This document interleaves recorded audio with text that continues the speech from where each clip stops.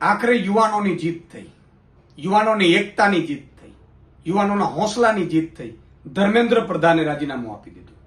નીટની પરીક્ષા લીક થાય છે, આ મામલા ઉપર ટિપ્પણીઓ ચાલે છે અને આખરે કોકરોચ જનતા પાર્ટી અભિજીત દીપકે બનાવી અને એમાં કરોડો લોકો જોડાયા. અને એટલું જ નહીં, સોનમ વાંગચુકજી 26 દિવસ સુધી અનશન પર ઉતર્યા. અભિજીત દીપકે અને આખી ટીમ કોકરોચ જનતા પાર્ટીની, જેમાં યુવાનો જોડાયા, સ્વયંભૂ જોડાયા અને એટલે આ શક્ય બન્યું છે. બીજી પાર્ટીઓએ પણ પોતપોતાની રીતે વિપક્ષની ભૂમિકા ભજવી છે. સૌને અભિનંદન. પણ સૌથી પહેલા અભિનંદન યુવાનોની એકતાના છે. તમે જો નક્કી કરો કે સત્તા ઉપર કોને બેસાડવા છે ને કોને ઉતારવા છે, તો એ ભારતનું યુવાન કરી શકે એમ છે. આ કેમ શક્ય બન્યું? મિત્રો, પોલિટિકલ પાર્ટીઓ કદાચ વિરોધ કરે ને તો એના નેતાઓને ડિટેન કરી લેવામાં આવે અથવા તો તેને ઘરથી નીકળવા ન દેવામાં આવે, આવું થાય.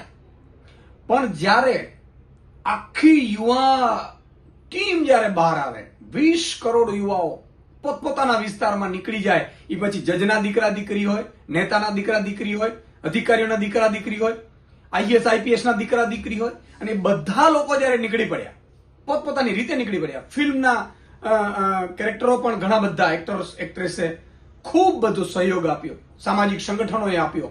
આ સ્વયંભૂ આંદોલન હતું અને એ આંદોલનમાં યુવાનોની જીત થઈ, યુવાનોની એકતાની જીત થઈને આગળ ધર્મેન્દ્ર પ્રધાને રાજીનામું આપવું પડ્યું. અને એટલા માટે જ મિત્રો કહીએ છીએ, એક બનો, એકતા દેખાડો.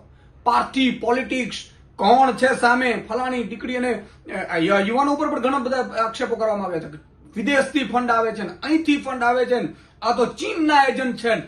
પણ યુવાનોએ કીધું કે અમારે રિઝલ્ટ જોઈએ છે, અમારી સાથે જે રહેશે એનો અમે અભિનંદન કરીશું. અને એટલા માટે આ જીત થઈ છે. કોઈ પણ ચાલ ભાજપની ચાલી નહીં. આક્ષેપો પ્રત્યે આક્ષેપો ખૂબ કર્યા, પણ યુવાનો એક રહ્યા. યુવાનોએ એક નક્કી કર્યું હતું અને અંત સુધી રાજીનામાથી ઓછું કશું જ નહીં અને એના ઉપર અડગ રહ્યા.